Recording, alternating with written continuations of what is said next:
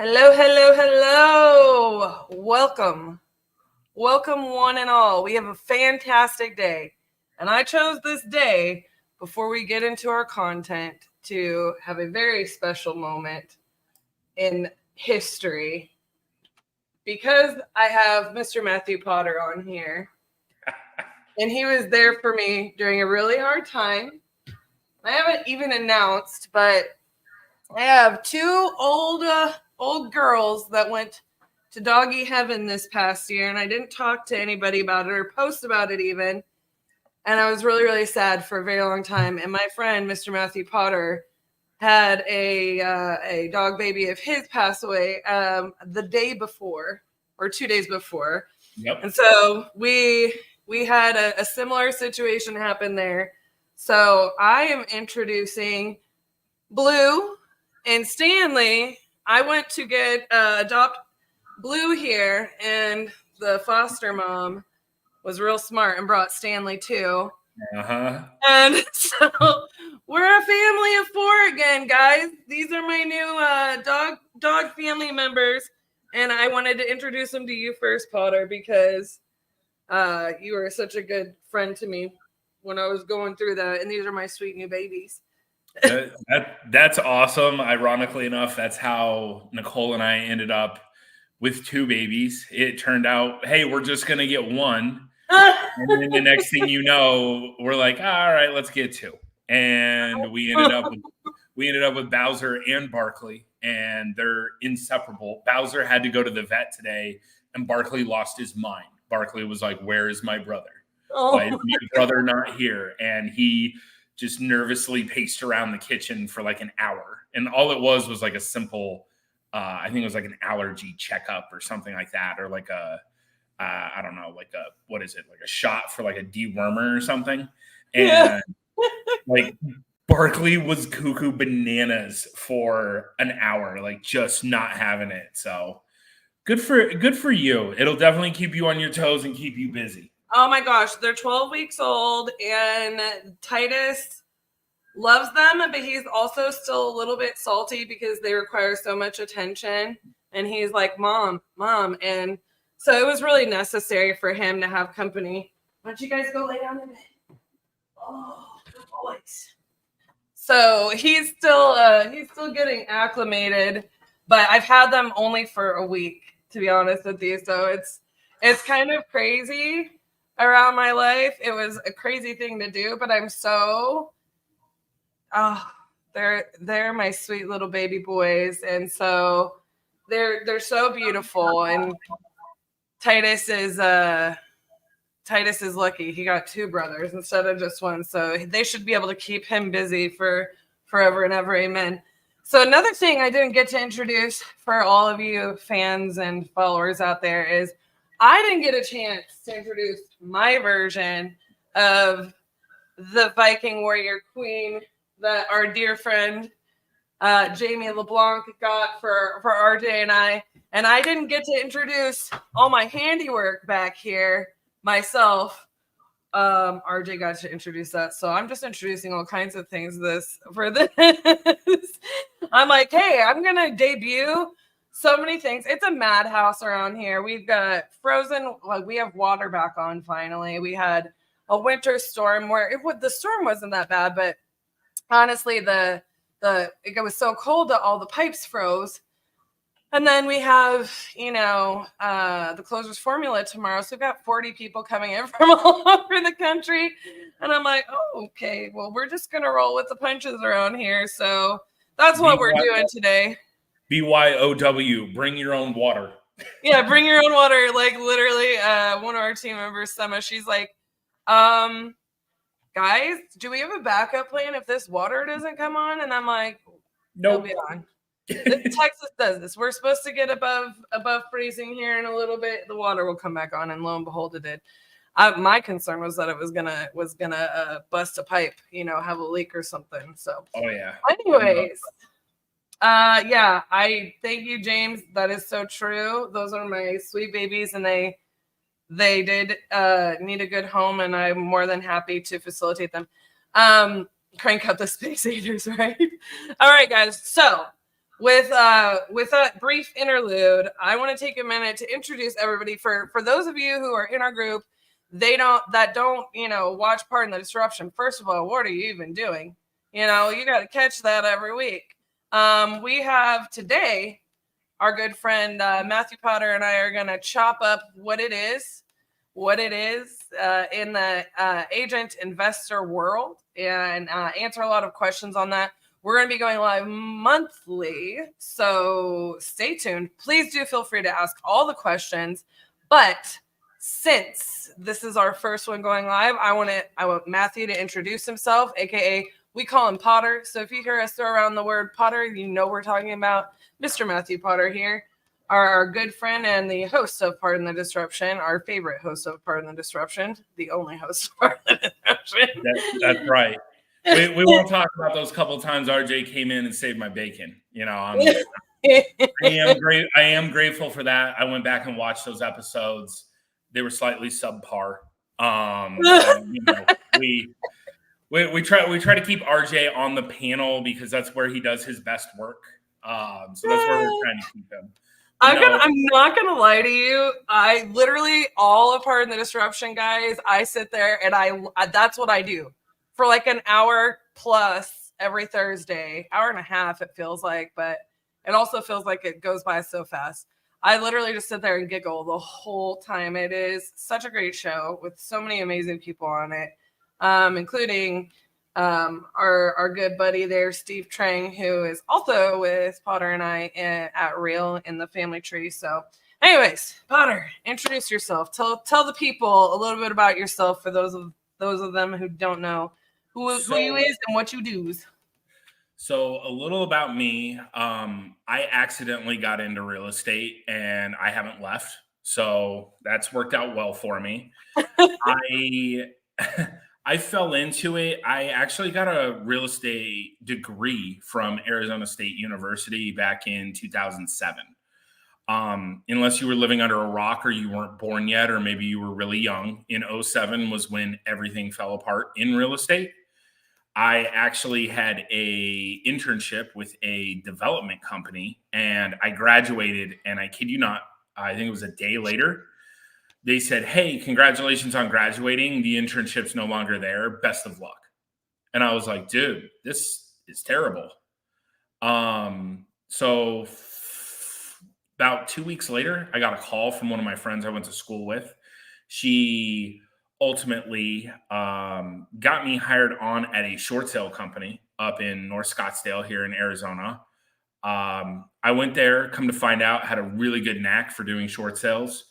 My wife ended up getting hired there. She wasn't my wife at the time. And to be completely honest, I didn't like her the day she walked in, and she didn't like me either. I was like, dude, she's got an attitude. She's cocky. And she said the same thing about me.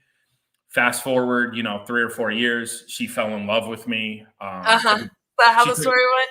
Yeah, she took advantage of me when I was, when I wasn't paying attention. I'm just kidding. No, we had been in business together for 6 years, and then we ended up. I think that eye roll right there is from Nicole. 100%. Yeah, I think so too. Hi, Nicole. I already know that's Nicole. I already know that's her. I love you, honey. Fast forward, we ended up starting our traditional real estate team because we could better serve people that needed help with short sales, other agents, investors, and it really started to become this hybrid, and we started moving it forward. And, we've been in business together 16, 17 years. I've been in real estate now. I can't believe it's been that long. Like, I look at the calendar now and I'm like, yo, where did the time go? But that's kind of the quick and dirty on how I landed into real estate and how I've been here. And it's just been a constant evolution of making sure that I'm doing the things that I need to do that are going to best serve me, my clients, and ultimately my goals. That's it right there. I love that. So, as like a lot of people in our group, we're on the investor side. For those of you guys who don't know and you're watching, we're trying to continue to add people, and we're rapidly growing our community. And a lot of people don't even realize that I'm an agent because I have a story that is, really interesting. Like, long story short, we went from general contractors to we started to learn about wholesaling, and we bought a fix and flip and a buy and hold and I think a piece of land at the same time. We went to education, with RJ's mom. And long story short, we simultaneously like built up all those areas of our business, which is psychotic and we don't recommend, right? I feel like that probably took us a lot longer to become like masters of everything or expert level at everything. But a couple years into that, I got licensed because I wanted to list our flips. I got licensed because we were taught to wholesale off the MLS, which another thing I don't recommend nowadays. We didn't know better. We didn't know what we didn't know, right? We paid for an education program that, taught us something that I would not teach. I don't teach now, And long story short, the agents that we used made a lot of money. A lot of money those first couple of years. And honest to goodness, because we were wholesaling off the MLS and we were doing a lot of luxury back then, I guess, that's something of note, like high-end DFW. And it's crazy because I felt like it was really volatile. Like, I felt like every deal back then was so stressful and it was like going to fall apart, and a lot of that has to do with just the dynamics of us not knowing there was much better ways to do things. So fast forward, I got my license, and I will say this before we really dive into, being that agent investor, and what that looks like and what that means and how we utilize it. But I say this often, but maybe not often enough or loud enough or in enough spaces. Being an agent, really, I started out with just me, myself, and I owned the LLC. I didn't go get my broker's license, even though I just pretty sure I have to take like a couple classes and pass a test. I never did get my broker's license. And, I literally, agency outside of my courses is completely self-taught and experience-based, right? I did know a lot about it through our agents that we utilized those first couple of years. But I will say, like, our business, the day that I got my license, completely changed, that, and I don't give enough credit, and RJ doesn't give enough credit to that. Like, we historically have not given enough credit for the ways in which me becoming a licensed agent changed the way we do business. Mm-hmm. It changed the way we do business. We learned so much more about so many things, and it goes so much further beyond. Now, I know that that's not all agents. I know that that's not all brokerages. I know that that's just not always the way that it ends up going. But I will say, it's being an agent has been nothing short of a wonderful thing for us throughout the years. I think I've been licensed 7.5 or 8.5 years. I don't.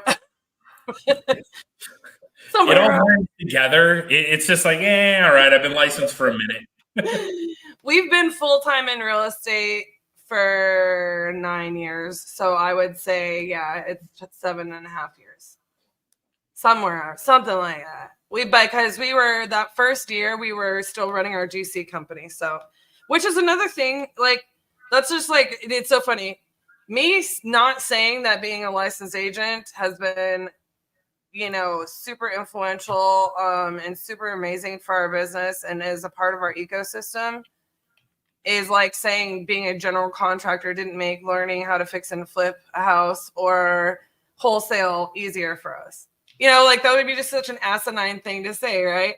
But there's such a stigma in the industry sometimes between investors and agents. And this is, as Potter, as you and I have like this, we got this, we're on a mission, to bring the worlds together and it not be like a stigmatized thing anymore. Like, agents and investors, a lot of times you'll see it in the communities and in the public where they just want to gripe about each other. I mean, shoot, my own stinking business partner gripes about agency, but I tell him, I'm like, you need to start talking about what good agency is done instead of just your. That's right. You need to tell RJ to take it easy on the good agents. I know. He's like, I know. He's like, well, that's what you're for. And I'm like, they need to hear it from you too, bro. Like, they don't all have a me. Like, most of them don't have a me. Because like the reality is, this, and I know this, Cassie, and I know that RJ knows it. There's good and bad in every industry that you're in. For example, there's agents that do a really good job at what they're hired to do. And on the flip side of that, there's investors that operate with a lot of integrity and ethics and things like that. And then on the flip side, like, we've talked about this numerous times. There's a lot of investors that don't operate from a place of integrity and ethics. And absolutely not. And it doesn't matter what the outside label is: agent, investor, lender, politician. I mean, it doesn't matter if you're not operating from a good space. It, like, everything is crap at that point. Like, everything is. Right. I mean, it's 3 classes and poof, you're a realtor. Sir, that is not accurate whatsoever. Nope. I hate that statement, especially because I'm in Texas. Sorry, Jeffrey. That doesn't mean I hate you. I just hate that statement, like, where everybody's like, oh, all realtors do is push paper and, and I take, 2 hours worth of classes and think they know something about real estate. And I'm like, whereas I agree there's like flaws in education a little bit, I will be honest, in the state of Texas, I think you have to take more hours than most states. 180 in Texas, 180. Yes, sir. 180 still. And that was the case whenever I got my license as well. 180 hours. 180 hours, okay? Like, imagine, like, let's take a step back and look at that. Imagine if you had to take 180 hours of education before you could wholesale a property. Right. Or even pick up a phone and call a seller and say, hey, can I help you with your house, with selling your house? The reality is that you should. Sorry. Yeah. I'm in the middle of filming about 180 hours of education for investors. The reality is, are you going to learn everything in 180 hours? Hell no, you're not. Like, here in Arizona, the requirement is 90 hours. Let's see, saying here in Cali, I can sell 300 million worth of property with 3 classes. I was licensed in California too. I've been licensed in like 9 states at this point.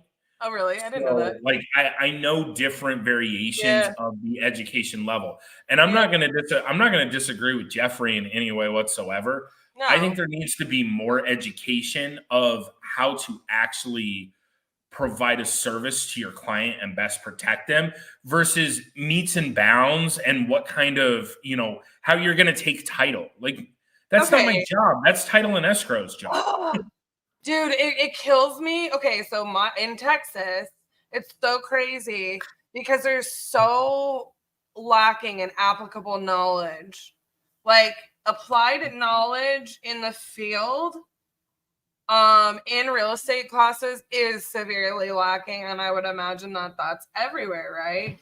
Yep. And so it's so crazy because they make you take the legal, and I get that, dude, because so many agents, like, still to this day, retaking legal 1 and 2, you got to understand contract law, you got to understand those types of things. In fact, like, but I feel like there's, it's just like with every other education system. I don't even get too far down this rabbit hole, but realistically speaking, we need to, have better CE classes for applied knowledge. I am somebody who, and as another, I know you're not downplaying it, Jeffrey, but like, legitimately, I know for a fact, like, a lot of the people that I took classes with, like, they went to these brokers and There's no more applied knowledge. Like, it's just like throw you out there and you're, trying to get business, and it becomes, like, cold calling, door knocking central. And you know what I mean? Like, you're not actually talking about how to build a business or marketing. Now, I will say here in Texas and DFW, Metro Tex does have quite a bit of like good marketing stuff. And I think that's why it's so important, like who you join up with. That's what I love about our brokerage. It's phenomenal. I think that the ability for us to collaborate across state lines all through the country is so crucial for somebody that's in it, like an agent investor like us. But I feel like on the education space, what's so crazy to me is like it's that client relationship. Mm-hmm. And it's the solutions for the clients that really amazing trained up agent investors. And I've only seen this with us hybrids, right? Yes. I've only seen this kind of problem solving in the hybrids. And I know you've probably got horror stories coming out, your sleeves. You've been an agent, you've been in the short sale world, which is what I love. And I can't wait to continue these lives with you and just bring so much of like that knowledge and experience to our community. But like, it's so crazy to me how little traditional agents who've been doing this for half of my life bring no solutions to the table when something doesn't go as planned. When it's not vanilla, when it's not like let's call it what it is. When it's not a vanilla transaction, yep. Most agents, like I'll be honest with you. I would say I probably field. Yeah, I'm gonna stop that. I don't know what that was on my phone, but it needs to be quiet. I would say I probably field anywhere between probably 5 to 10 calls a week of, hey, I don't know what other solutions exist here past this, whatever it is. It's like, hey, we have, I'll give you a perfect example. Here's a perfect example. I met with a seller the other day, super nice young couple. They're in a little bit of a funky position. They bought a new build. It was at that wrong time when the market was shifting. And, they're sitting there and they were like, dude, we're kind of in this jammed up position. What are the options? And I'm like, well, you have multiple options. You can keep the home. You can rent it. You can rent it at a loss. Maybe you're going to go ahead and take, a hit for your taxes so that you're in kind of a better spot. It's probably not the best position for you to be in, but that is an option. We can list it, put it on the open market. We can see what happens there. As we dive a little bit deeper into this, come to find out they have a lease on a water softener system. For those that don't know, that's a thing. Yep. God bless house that I own. God bless Aqua Finance. They're here for all your soft water needs. Yeah. So there's that. And as we're digging and we're going deeper and deeper into this, all of a sudden I realized very, very quickly. Look, your actual option here is a short sale. Like it is. Like I don't automatically default to short sale though. Right. Because while that is my bread and butter, right? Nicole and I have done an insane amount of short sales. Like I don't know, I need to like get out, I need to get out the tally. I think we're right at 19,000 now. So, I mean, like we're there. 19,000? 19,000 since 07. That's right. 19,000. Hold on. Bookmark yourself, as I like to say, on where you're going with this water softener, people. And did you just say 19,000, Potter? Yes. Holy shit skis, bro. I've been doing this a lot. Like you have to think about it. When Nicole and I, from 07 to 2012, there were months that we were closing. I kid you not, thousands of short sales across the country. So it was just one of those things where it was like, that's just what our standard operating procedure was. Man, I mean, we're gonna come back to that bookmark place, but I want to take 5 seconds to just say, guys, the knowledge that we are bringing into this space for you guys, you better like, follow, share, get up in Matthew's social media business, Mr. Matthew Potter, Nicole Lena Potter there. I mean, the knowledge and experience that you guys are getting access to is bananas. We ain't bringing no jokers in here. All right. So back to your story, my friend. So, okay. As I'm going through this, like I always try to run it down from the how would I want somebody to treat my mom or my grandmother? Like that's the way I always approach my business, because at the end of the day, it's not always stick a sign in the yard, throw some pictures on the MLS, go ahead and get it set up on showing time, and pray that you get this contract. So at the end of the day, after going through everything with them, and I ran it down, and I was like, look, here's your options from the creative finance crew. I know all the different options that are going to be there. You have the option of, sub 2, you have the option of a wrap, you have the option of, not, in this case, not seller finance. It's really not going to work. So, I run it all through, and I put everything out on the table with him, his wife, his mother-in-law was there. She was a very nice lady. And by the time it was all said and done, the mother-in-law, ironically enough, had done a short sale back in 2012. And as I was explaining everything to him, the mother-in-law goes, look, this dude knows his shit. This is the guy that you guys want to work with. Like he clearly has figured this out. And the point of all that is, with the water softener, you can't take over a water softener lien. It has to be paid off. But due to the type of loan that they have, they're going to get a relocation incentive along with lien discharge that's there. We're going to end up having to get the buyer to come up with like $300 to pay this off. So it's not the end of the world. Right. And like they were looking at paying $5,000 to get to get out of this. And now it's to the point like, yo, you're not going to have to pay anything. And we're just going to go ahead and get you to the finish line. And like, the dude was like, for the first time in like 3 months, I actually feel good. Like, I feel like I can live again. And I was like, dude, you focus on they got a 4-month-old baby. Like, that's a lot more important than this. And I was like, let me deal with this. You deal with that. It's not a big deal. So, I will say that too. Like, what I love about this story, Potter, is like, I mean, I know you know this, but maybe the rest of the people don't. Some people out there know that I'm like all about like comping and underwriting in a property for the exit strategy, and like that is like what I harp on, what I preach on.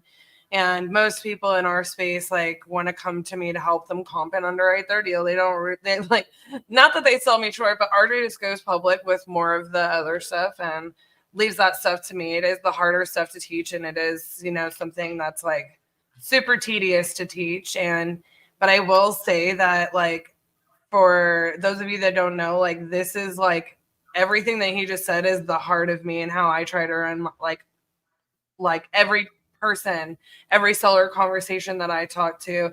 And that's it for RJ too. We don't always talk about that stuff like as publicly, because people really, really, really want to talk about marketing and like lead generation and the King Closer stuff with us publicly on like the investment side. And then a lot of times people don't want to talk about the license side, and but they're really selling themselves short, right? Like short sell. Pun intended. Like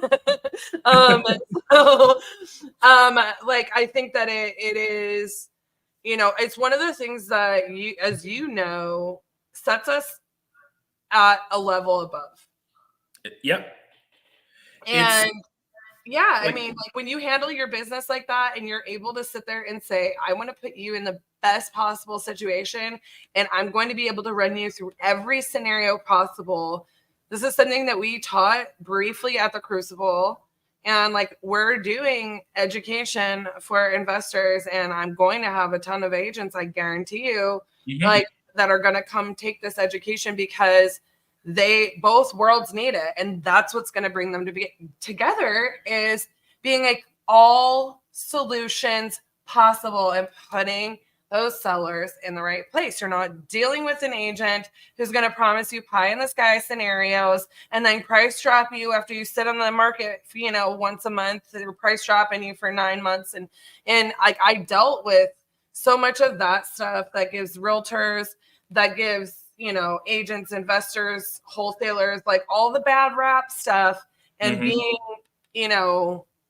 bringing in your knowledge and your solutions into, but it's so much more than that. And I love what you said there about like, how would I want my mom or my grandmother to be treated if like they were in need, they had real estate needs. Who do I want to be handling it? And I'm going to go be that person. Correct. And I run it that way. Like my dad, like recently sold our childhood home last year, my childhood home. And I'm like, he asked me a question or something like that. And I was like, Dad, if I need to build a rocket, I'll come to you. If you need to build, or if you need to sell a house, you come to me. Deal? Yep. If you need something on your house, you come to me. I was like, don't stress about this. Yeah. You let me handle it. I promise you, everything you want and need, I will make sure it happens. 100%. And like one of the things that's wild is that I've learned, I know that you operate your business at this level as well. You and RJ do. Well, I mean, I don't know about RJ. His beard isn't quite as nice as this one, but that's a discussion for next month. No, the reality is, and this is like a core principle of me and Nicole's business, right? Is people before profits. Yeah. If you take care of the people, the profits will take care of themselves. They always will. I have never been in a messed up financial situation because like at the end of the day, I'm not going to screw someone over. Again, like I operate from that spot of, and this is one of the other things that's super awesome. Nicole had dropped this in the chat. Relationships. Look, at the end of the day, the widget that we are operating on is homes, land, condos, townhouses, multifamily, commercial, whatever it is. The actual thing that we are in a people business. We are. Like, without people, the business does not exist. It's that simple. And it's people have a problem. They may not even know they have a problem. Like that's the thing. Their problem might be they're just trying to relocate across the country. They don't view it as a problem. They view it as an opportunity. So many of them don't know they have title issues. No, they definitely don't. Like, we'll get to that. Like, we'll definitely get to that. But the reality is, when you're able to go in there, and like, this is one of the other things that I really try to personally do, and it's cool when you have the agency hat. You got agency hat, you got investor hat. You can put one on. You got both of them on. This is one of the things that I do, and I'll be the first one to admit this. I will go in after somebody else has met with somebody, and I'll call somebody else on their shit. I will. I'll be like, look, I know they promised you this. Like, I'll give you an example, and it works on both sides. I will do it on the agency side. I'll do it on the investor side. If there's an investor that goes in and says, yo, I'm going to take your property over sub 2, even though the interest rate is 7.5%, and they just closed, 4 months ago, and it makes no sense whatsoever, and I know that they're just blowing smoke up their backside. Look, I'll call them out on that. The flip side of that is, I'll give you a perfect example. I got a veteran client right now. It's out on the west side of town here in Phoenix. This guy ended up buying at the wrong time. He bought at the height of the market. He bought this house for $483,000. They rolled his VA funding fee on top of it. So dude owes like $497,000 on this house, right? Current market, it's worth $375,000. Like, if I'm being honest, like if I'm being completely objective, it's worth 375. His interest rate on it is shit. It's like 6.25. So even if it was taken sub 2, right? It's still, number one, you're in a horrible equity position. But number two, from getting a loan today versus that debt that's there, it's like a $500 a month difference. Yeah. So this agent came in and this agent was like, yo, I'll put your home on the market for 550. And I was like, what?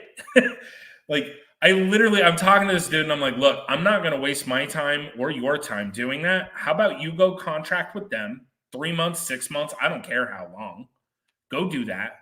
And then call me when it hasn't sold and we'll just do the short sale then after you've made 6 months of that $3,400 a month mortgage payment. And he was like, shit, that's not something I want to do. I'm like, look, I have no reason to lie to you, bro. Like, I don't. Like, there's no reason. If there was an amicable solution that made sense for you here, I would.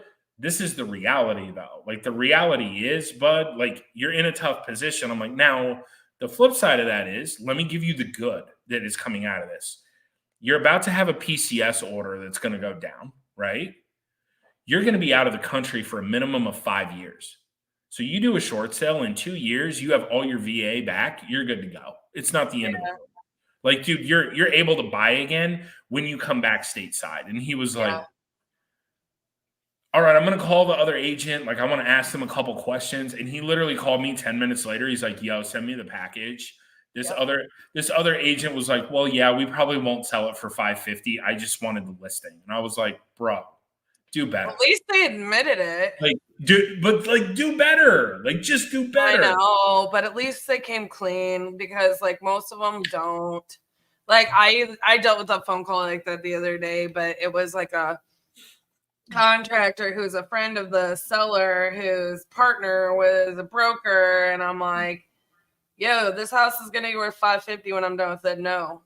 The 4,800 square foot house. And like they just want to argue with me. I was like, I'm not gonna argue with you. Like nope. if you want to do the flip or you say you have an offer, I'm like, I kept asking them, why are you not just accepting the $430,000 offer? Yeah. This guy also told me I could get a 4,800 square foot house interior painted for $7,500, which is $1.50 a square foot, materials and labor, and it ain't a fact. And he wants to just sit there and tell me that you can cosmetically gut a house and remodel it for $20 a square foot in DFW with his construction company. I was like, no, you can't. He's like, let me outbid your contractors. I'm like, no, I won't even waste my time getting a bid from this guy. I'm like, those are not real prices. Yeah. Those are not real prices. Like, I know for a fact they're not real prices. So it's just like some people, when they get like to that point, they're going to sit there and they're going to be that agent that says, no, I'm going to try to justify why I told this seller 550. Yeah. You know, and there's no justification, you know. Like, you know what the reality of it is on that, though, that I've learned? Those agents, number one, they're not doing business. Or if they are, it's very sporadic business. You know, a blind squirrel will get a nut every now and then. Yeah. But the reality is those are the agents that won't make it past that 2-year cusp in the business. They won't. Like, they won't. And, you know, I never like to be that agent that's like, you know, I've been in the business 15 years. And in my 15 years, like, I'm not that guy that's going to give you a lecture. That's my angry broker voice right there. Just so you know. But like the reality you need a cigar when you do that voice, like Shay. Yeah, Shay. You know, like, here we go. I got the pen just hanging out of my mouth. No, the reality is though, like if you're gonna be in the real estate industry, do what you need to do to stay in the real estate industry. Do the right shit. Like, absolutely. Because everybody that sits there and like the amount of people who think that they know more than they actually do in agency, because oh my god, you know, hey, I got 100% on my CE class. Like, who gives a shit? Like, the reality is that doesn't mean anything. I mean, I got people that yell at me daily about, hey, I've never seen this before. And I'm like, well, great. Welcome to the party. I've done a couple of deals, I kind of know what I'm doing and this is what it is. And, it's wild to me that people just don't do what they need to do in the business. Like that's what it comes down to. I know. And it's so interesting because, you build after doing so much, you build like a sixth sense where you can predict when somebody's going to do that. And like, I can always kind of tell, like we genuinely like base accepting offers on agent behavior because, and people don't realize that.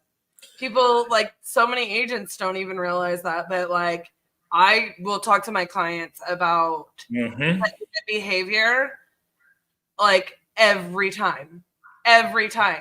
Like it is a part of my breakdown is agent behavior on the other end of the transaction because so I think you saw the RJ did a short on a house. Hey, by the way, just Bro, so he tagged me in it like a jerk. Like it was my fault. He tagged you in it so he could justify all of did. this. I was like, why am I getting drug into this? I'm not the agent that did this. In case you guys don't know, Potter. Okay, so we're gonna get into some real specifics here in a second, but Potter's with a family tree. We're with the same brokerage. He's actually co-sponsors with Steve Trang, my co-sponsors there, and so it's so funny because the three of us plus Nicole are always like, they're always telling me like, hey, get your boy in line because he's out here talking mess about like bad realtor experiences. Like, don't be this realtor and da-da-da-da-da. And on PTD, we're like, they're always razzing each other. And so it's RJ's time to shine because he can shit talk with the best of them. So anyways, RJ's always shit talking agents. Anyway, so we had this experience, long story short, where this agent accidentally offered $8,000 too much and told us 2 days after accepting, and so RJ did a short and apparently he tagged Potter. So eventually a week later after their option or aka inspection period was up, they did not go through. They didn't even get an inspection on the home. Little so-and-sos. And so we go back on the market and like we're gonna get multiples and we get a fantastic offer on day one from somebody who had already walked the home previous to us accepting the first offer. So it had like a 3-day or 5-day inspection period. We got through that. Appraisal happened today. We're going to close early. So we're going to close at the same time and have the better offer anyways at the end of the day. But so fortunately, it didn't negatively impact that house. But I say all of that to say is like how you carry yourself and the things that you do. Like I promise you, that agent that represented them and everybody seeing that story in the comments is like, oh, they're just a new agent that doesn't know what they're doing. A 14-year broker. Yep. A 14 it's always the brokers. Broker. Like it's always the brokers in my opinion. She went up against me. She was like, I need your broker's information. I said, gladly. I straight emailed Rick. I was like, hey, who do I talk to? I'm like, blah, blah, blah, here's what happened. And he told me to do exactly what I had already done. I was like, I know. I'm just letting you know if this lady calls you because she thinks she's trying to do something, like I don't know my stuff. Like, I don't know my stuff. Like, lady, I know my stuff. Okay. Like, you're not going to pull this over. I'm not like a brand new agent that you're just going to roll over and try to mess around. And then she kept saying, well, what do we need to do to solve this? And I straight told her, Potter, I said, seller doesn't have a problem to solve. They accepted a contract. Yeah. Can your client afford what they signed a contract for? Can they perform on the terms of the contract that they agreed to? Yes or no? And that's it. So we got a fantastic buyer. What was meant to be was. And so long story short, I will say the whole reason I even brought that story up is because I will never, ever, ever, ever, and I will tell every single, if she offered on any home for any one of my clients ever, I will tell them that story. I will tell them that story. And her offer is not going to get accepted for her client. Like, you just don't go about doing things that way. And the whole reason she did it is because I was trying to be solutions based with her. And so I do get a lot of pushback out there in some of these, out there in the world, in the real world. And it should be interesting because that's one of my big motivations to bring agency, because new agents are being trained by people who in effect run their business that way. And it's, what do I say? You need to, like, agency needs to adapt or die.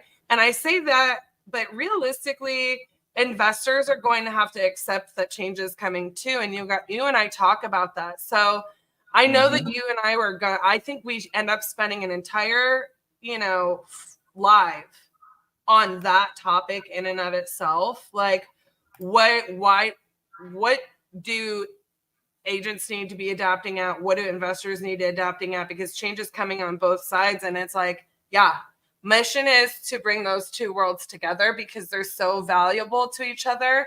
When you get to that top 1%, as Marcy always likes to say.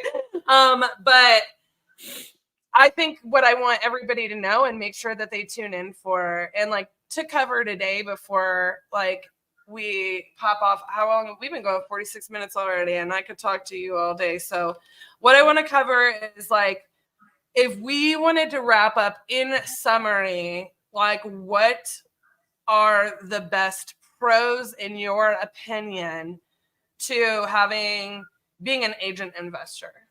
So for me, I'm a huge proponent of, I think anybody that's operating in the real estate space, investor, agent, anything, or more specifically, I guess, investor, I think that they should get licensed. And the reason why is it opens up, you got to think about it. It opens up opportunities. Number one, you have the opportunity that you're now you're part of this, you're an alumnus, if you will, of the real estate community. You are.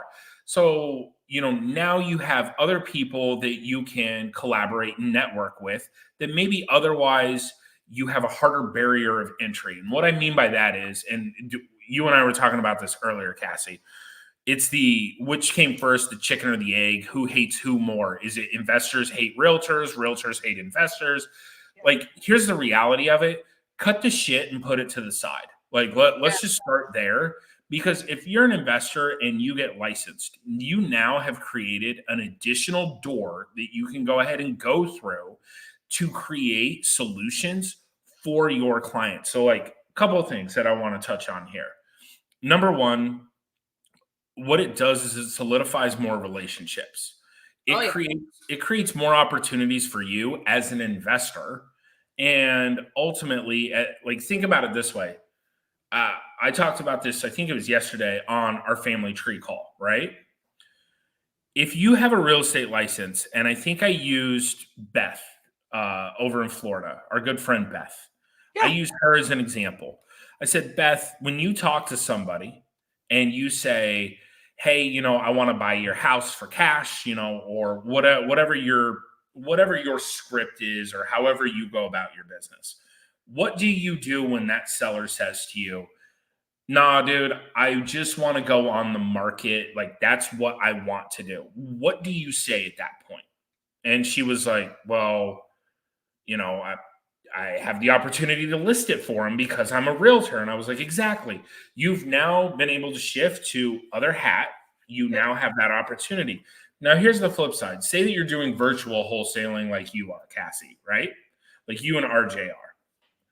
Say that you get a lead. We'll do this really simple. Say that you got a lead and it's here in Phoenix, right? And you talk to somebody, you got them on a wholesale, and you're looking at it, your numbers don't pencil. Maybe novation doesn't work, sub-2 finance, nothing's working. A lot of our leads have no motivation. They just need to list their house. Exactly. They just want to deal with showings. So think about this. So like think about this. And I talked about this the other day because everybody's always trying to force something. And if you like, if there's one thing I've learned in life, if you force a fart, it's shit, bro. Like it is. Like there's no other way around it. Like don't force it. Like if you're trying to force a wholesale deal, it's not an investment deal, and that's okay. Right. Like it's okay that it doesn't fit. So then at that point, if they come to you and they say, Cassie, thanks so much. I really enjoyed having this conversation with you. I really rather would just list the property for sale. Then immediately, because you have a license, there's an ability to monetize that lead rather than it just going by the wayside.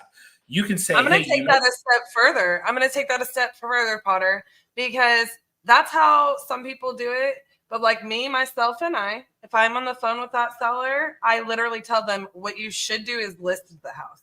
I don't let them tell me. I tell them. And there's a huge difference in that where it's like, okay, if I wholesale this and I got the contract under the right price, I could make, $2,000 more, blah, blah, blah. And it's like, no, you should list this house. I'm going to tell you, there's no such thing as rapport that can compete with that. No one can compete with me. No one.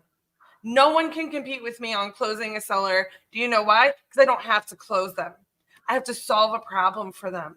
Yeah. And I'm literally telling them, this is how you make the most money. Is there any reason why you wouldn't want to list the house? Here's your net. Doing it this way, here's your net. Doing it this way, here's your net. Doing it this way.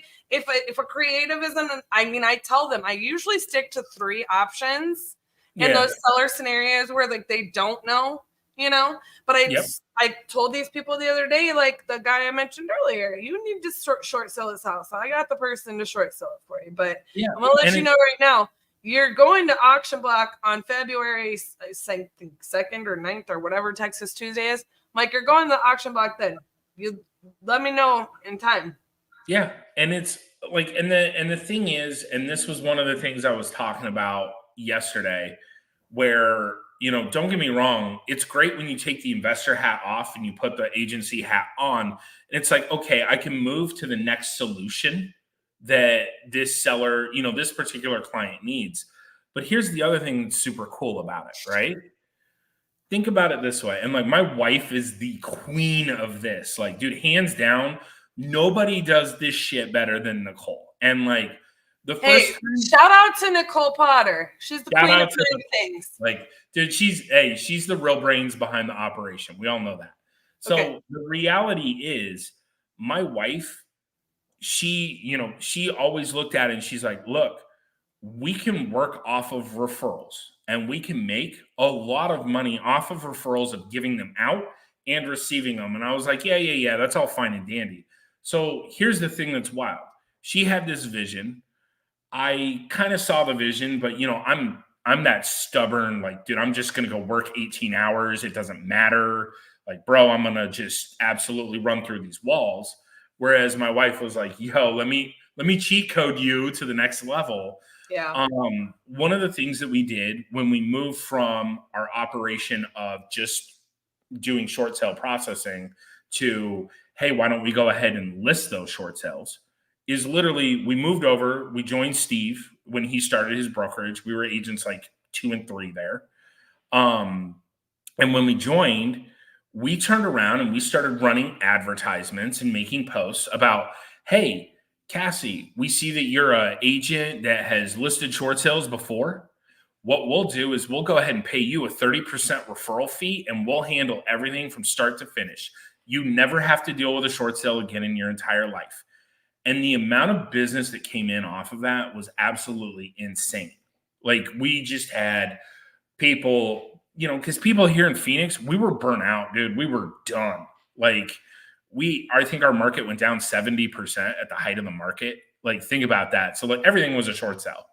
At that time when you guys first got in, I was just going to say Phoenix and Vegas were like 2 of the hardest crashing markets after 2008, right? Yeah, no, they were. And those were we worked everywhere. but the amount of business that came in from Phoenix and Vegas was Yeah. asinine.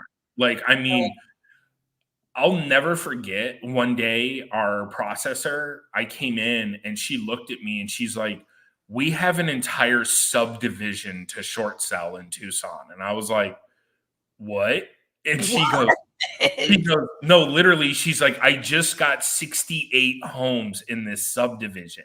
And I'm like, oh, okay, well, start getting short sale packages for them. Like, let's get to work. It is what it is. So, like I said, my wife with, having the forward thinking of referrals, it's the same thing for you. Like I said, you now have that opportunity. Like, for example, it's the same thing. I got with 12 of them sitting in my portal today, I think. Yeah. like, for example, say somebody talks to me and says, yo, I need to throw my home on the market in DFW. I can be like, hey, let me get my partner Cassie on this. She'll go, here's her number, contact her. And then the thing is, depending on kind of how you have everything set up, you have a referral fee agreement. Like, dude, it is what it is. I literally made a post about this in one of our online chat systems. If you did 50 referrals a year, right? And let's just say your average revenue was 2K per referral. You just made an additional 6 figures. Yeah. Without listing a property, without taking a buyer out in your leased BMW or anything like that. Like, whoa, it's a Mercedes, okay? Well, I know, but I'm just saying. But like the reality is, like, that right there in and of itself is a good reason to have a real estate license. It is. Yeah. Like, why would you not want to do that? And then, Cassie, I was talking to you about this earlier today. Is it cool if I share that story about that wholesale? Yes. All right. So this is something that happened. What's up, Beth? There we go. We got Beth in the house. Beth. She's in town for closed formula. We're I saw that. Rocking and rolling. See, look. Here's my wife. You see that Facebook user right there. You see Nicole. You see her. I know exactly who she is. Every comment. So this is the thing that I'm going to share with everybody. Like, for anybody that operates in a state that maybe Open Door and OfferPad don't operate in, consider yourselves lucky, because you're always up against OfferPad and Open Door, and they generally are going to pay a pretty good price.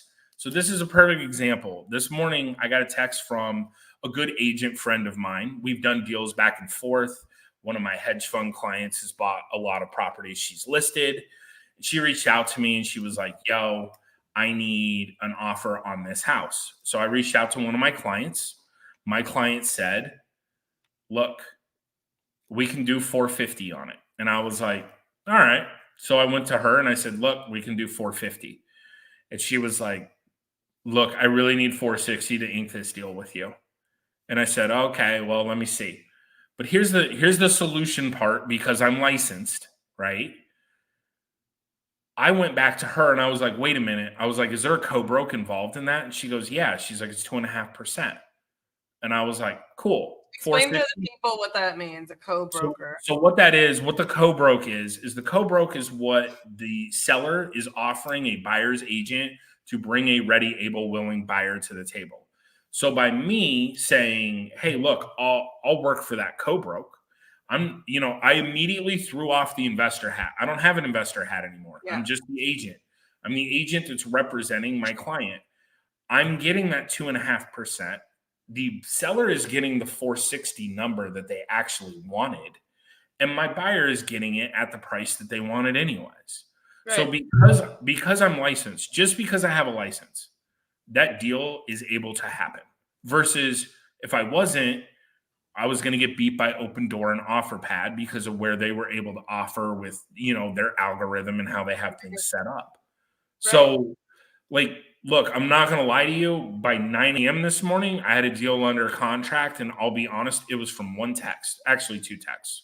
It was a text from her. It was a text from me to my client. That was it. Like, done. Yeah. And it's all because I hold a real estate license, and I can switch between the two, thought processes.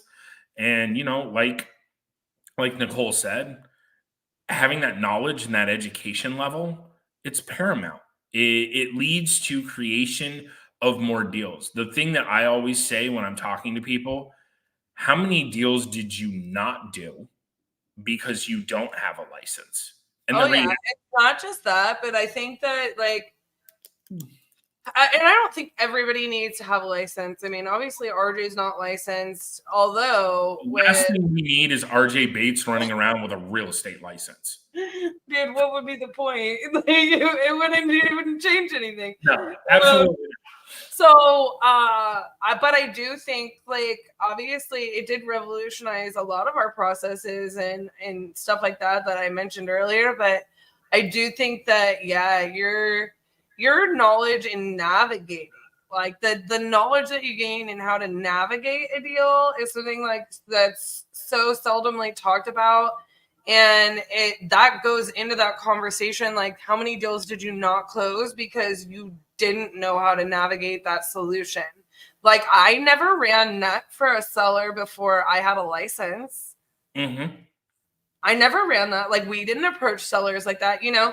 Now, I mean, obviously we teach more of that, like, and I teach it in like a little bit in the profit calculator, like where do end buyers want to buy and like what does their profit look like, and you know, what is a seller net? Like, we talk about that, like with offering them the different solutions for like exit strategies for like us as a buyer or our buyers if we're going to wholesale it or whatever. But like it's so seldom talked about, in like how much power that education and knowledge brings to you. And it's hard, right? Because I've got a gal that came to our former boot camp, which was the Crucible. And she went back and forth on, should I get a license or should I, you know, start doing this or what, wholesaling basically. But she wanted to also fix and flip a house. So she wanted to also do this. And she wanted to buy a whole house. I'm like, you need to stop saying you want to do all of those things because you're not going to get anywhere and you're going to burn out before you get there. And I think that that's where a lot of people get really confused. Like, I don't necessarily think like if you have, like, we built an entire ecosystem, right? Like, they're not going to go get licensed and come out with the knowledge that Potter has after 19,000 transactions. You know what I'm saying? But I say all of that to say the same principles apply in the education space on the investor side and the community on the investor side is the agent side, right? And 100%. so this is 1,000% why I ended up joining with you guys. And I have been blown away by Real. I have been blown away by our community. I have been blown away by the doors that in and of itself opened up. And so like that's going into like Nicole's point as well. There are so many benefits that people don't talk about to being an agent when it's applied right. And it's the same thing in the investment world. It is same like in the wholesale world. It's the same. I'm looking at what she said, and I mean, you just touched on it. Access to additional relationships. It's a community. Now, granted, some of the people in the community you do not want to associate with, and that's okay. You'll find the right people. It's just like you. It's just like you and me, Cassie. Like literally, you know, you and I had talked, and then it was one of those things where RJ was like, "Yo, like, hey, you and Cassie need to like talk," and I was like, "Okay." We hopped on a Zoom. We talked and we figured out like, yo, there's a good alignment here. You know, Nicole rolled her eyes at me at least 1,000 times that day, which is, you know, standard operating procedure around here. You know, God bless her. Like she's been married to me for a hot minute, but she's not wrong. It's additional relationships. There's additional strategies with agency that you just can't do when you're on the, you know, strictly the investor side. So it's just like, it's kind of like one of those things, like, let's be honest. It's when you're doing only wholesaling, right? Like that's the only strategy that you have as an investor. And then all of a sudden someone comes to you and they say, hey, by the way, here's creative finance. It's a whole new door opens for you. I can't even tell you how long it took me to try to figure out how to run numbers for a buy and hold. Exactly. That was a creative deal. I was about to pee my pants the first sub 2 we did. I mean, And it ended up being my first house.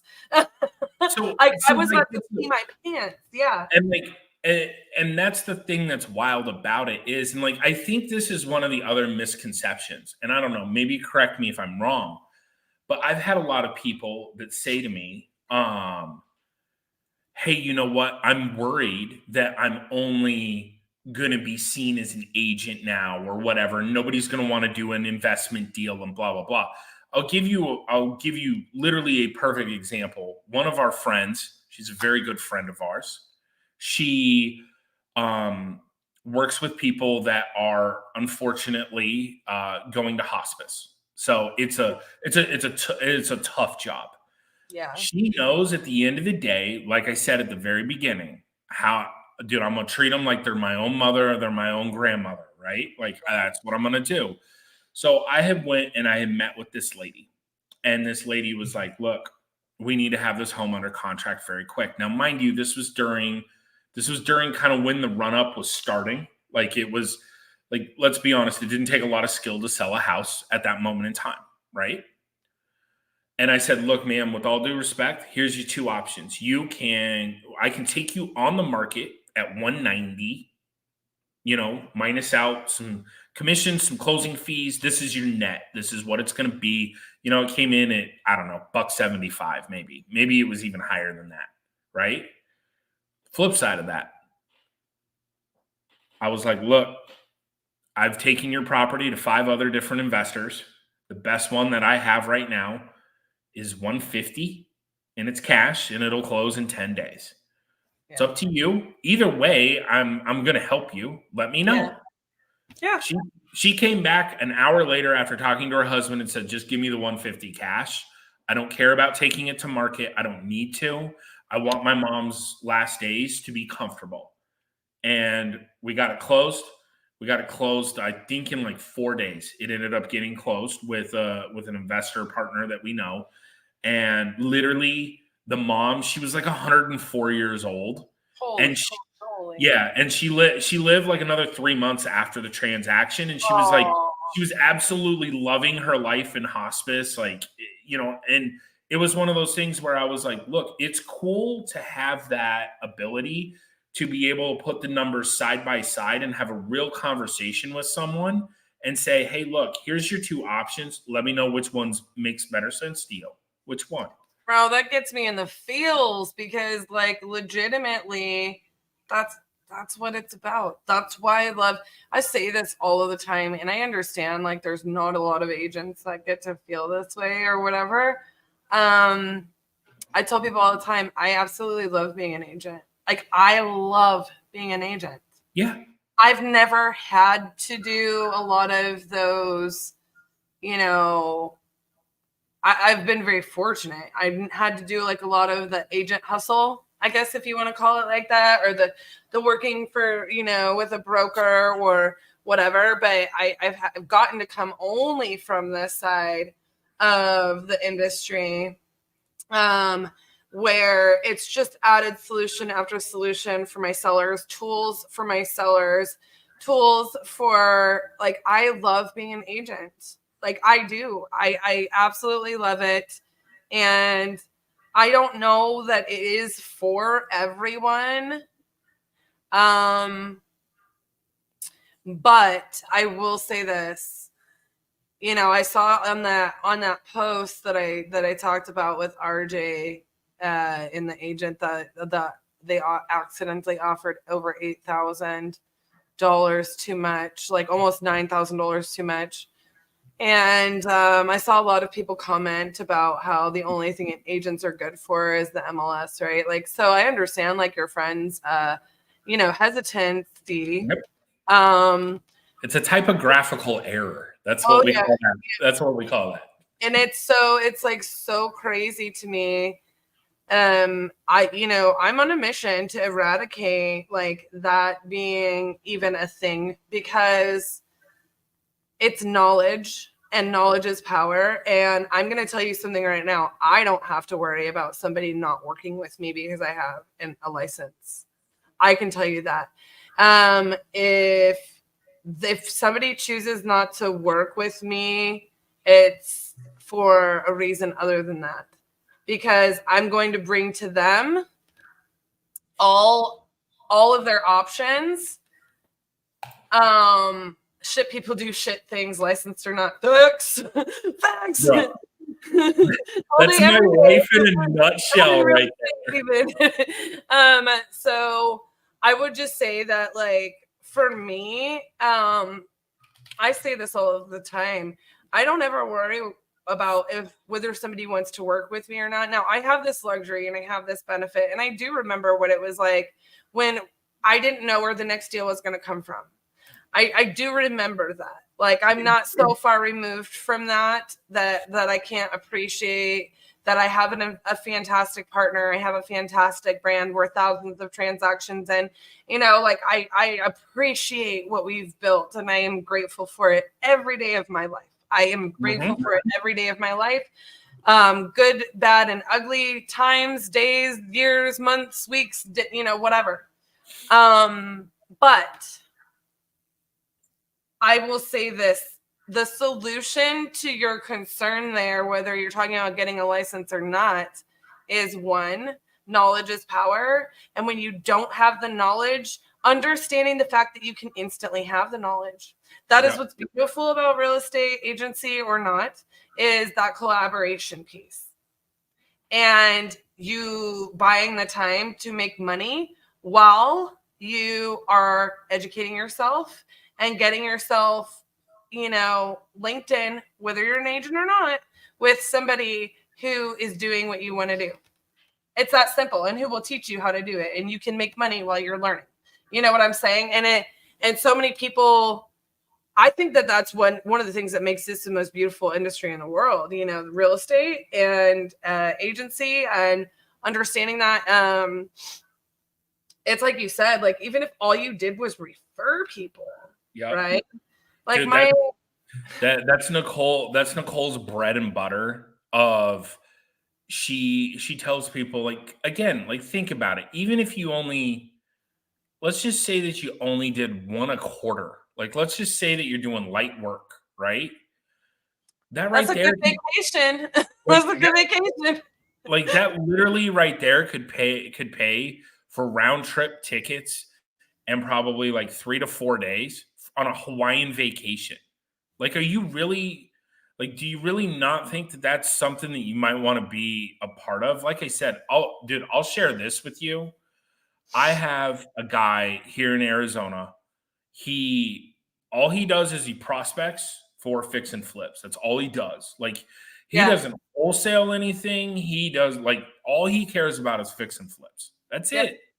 As Mr. Bates would say, as Mr. RJ Bates would say, it's his hedgehog concept. Yeah.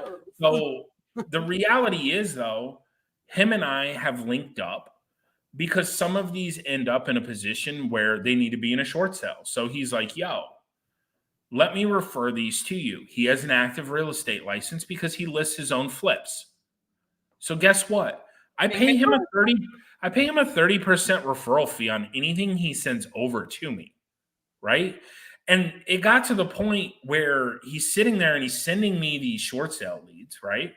And I'm talking to him, and I turn around and I go list them, and the bulk of them we get approved and they close.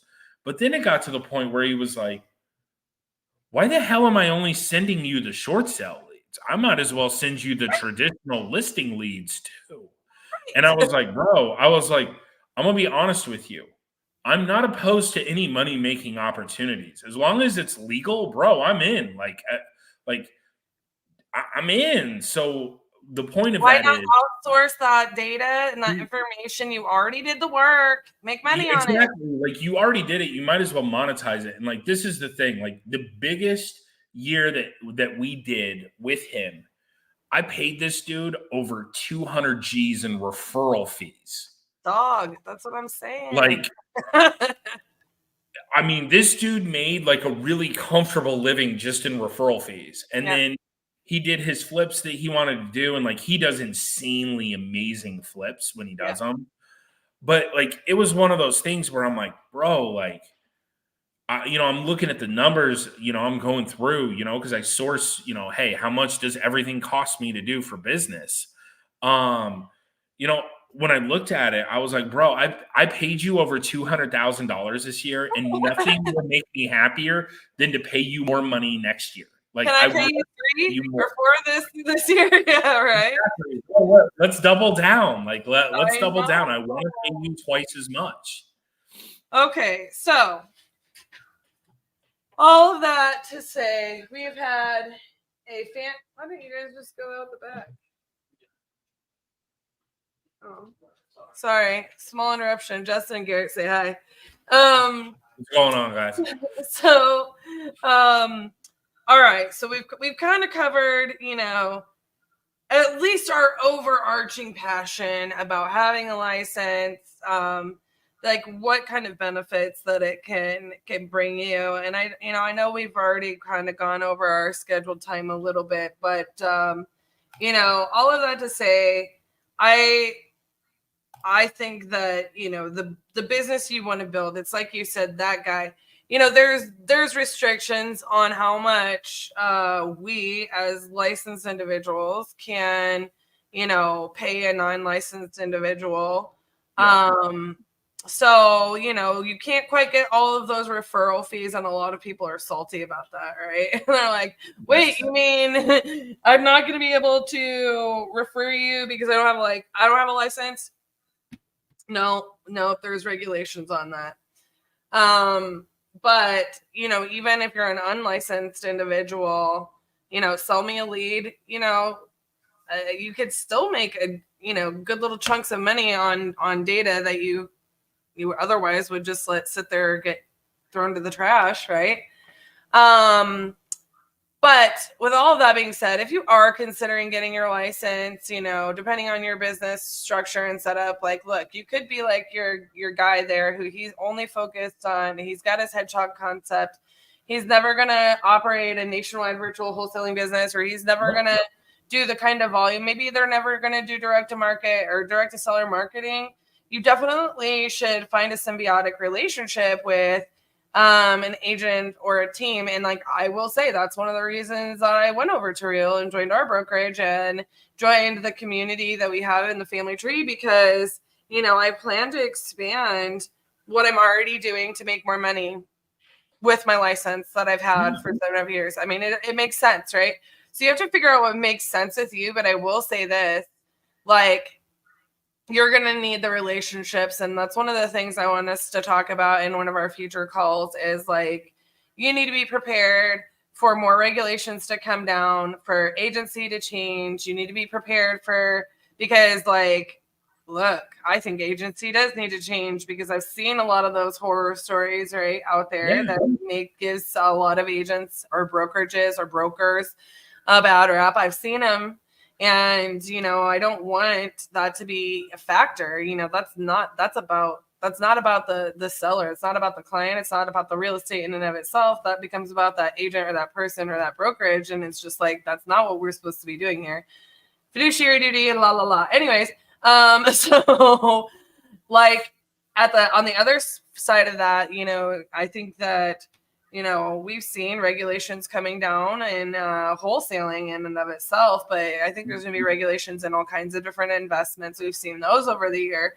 I think there's going to be regulatory factors. And I think that even if there wasn't, you have to be prepared as an investor, as a wholesaler, as a fix and flipper, a buy and holder, like however you do it, like mortgage loan officer, even heck, title, what you have to be prepared to adjust your business. And that's why we have an ecosystem. So if you don't have that, you don't want to build it, you maybe don't want to get your license, you need to have the person in your pocket on your speed dial that is the Cassie, that is the Potter, that is like the Trang, that is the, whatever. Like, I mean, maybe just Cassie and Potter. Just kidding. I was gonna say, let's be honest. I'm over here actually closing Steve's deals right now. Because, at the end of the day, I mean, he's the one that went and stuck a sign in the ground, threw some pictures on the MLS. I'm the one that had to actually go source a buyer, get the buyer in there. It's a whole thing. It's hard raising Steve. It is. Oh, so funny story, and I will wrap this up. And hey, guys, I just want to say, stay tuned, ask your questions, and get in the Facebook group, engage, follow Potter, follow Nicole, get in there, get involved. And I'd love to hear for some Q&A, some topics that you guys want to see us cover on our monthly calls. But to wrap this up, because we've got all kinds of things, and Potter and I can talk about some agency and some good stuff going on here for probably years and years to come. But one funny story about Steve. So for those of you that don't know, Mr. Steve, try and get on board with him too. That's our guy there. But he the first time I met him, it was so funny. He was very talkative to us, right? And I did not know that he did not like to be like hugged and like anything like that. So like when I go to leave him, I was like, oh my gosh, it was so good to finally meet you in person. I give him a big hug, right? I find out after this. And I find out after this, and so then I'm razzing him. I'm like, oh my gosh, I didn't know, and I know I give you the biggest hug, right, ever. I was like, you were so uncomfortable, weren't you? He's like, yeah, blah, blah, blah. He was like, it was super awkward. I was like, not for me. So ever since then, every time we've ever talked to Steve, I'm like, from that day forward, I would say I'm Steve's best friend, because it's like super awkward. Like he barely knows me, and I'm like, I'm Steve's best friend. Like, so like, yeah, right. Like, like Steve and I are best friends, right? Like that's my best friend. And to this day, I'm telling you, I think I'm going to talk to the guys on PTD. So the next time that we have PTD where Steve's on it, I'm going to try to like have them just like have something running where it looks like I'm actually in the chair, and I'm going to run in, and it's going to be a live cut into Steve's office, and I'm just going to jump in and hug him real fast and just have him like absolutely lose his marbles. Like, I think that's what I'm going to do. I have not been able to stop myself. Every time I have ever seen Steve, I've hugged him. I can't help it. It's like I know in my brain, I don't think about it until it's too late. We've gone too far. I'm already hugging him, and I'm like, oh, I forgot you don't like hugs. I just love the guy. And he lets me get away with it. He's just like, he stands there and he's like, but it's okay. It's a Steve hug, and I'll take it. If memory serves me correct, I believe that Nicole is one of the few people that can get away with it as well. She is. Me, like if I went to give Steve a hug, I'm pretty sure that we would see all the sweet kung fu moves that he knows, and he's just gonna try to absolutely like annihilate me.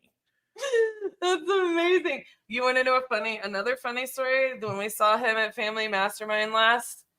Okay, so the bro clasp like this number and the shoulder bump. RJ got one of those. Nice. That's basically a hug from Steve. I was gonna say we call that the Steve the kung fu hug. The kung fu hug. I like that. We call that the sug. It's a Steve hug. Oh, it's epic. Well, on that note, I will be coming to Phoenix soon, so maybe you should save that for the PTD when I'm there, so I can just enjoy it even that much more. And I'll help you facilitate the situation. Fantastic. I like that. I like that. I will get a Matthew Potter mask, and like I'll just host for a second, and like I'll be your decoy. Yo, I think we're gonna have to do that. Just we're gonna have to have some straight up shenanigans occur. Shenanigans will ensue. I swear to God, I'm gonna pistol whip the next guy that says shenanigans. For those of you guys who don't tune in every Thursday at 1:30 Central Standard Time, I don't know what right now that's 12:30 in Arizona. You guys got to tune in to Pardon the Disruption.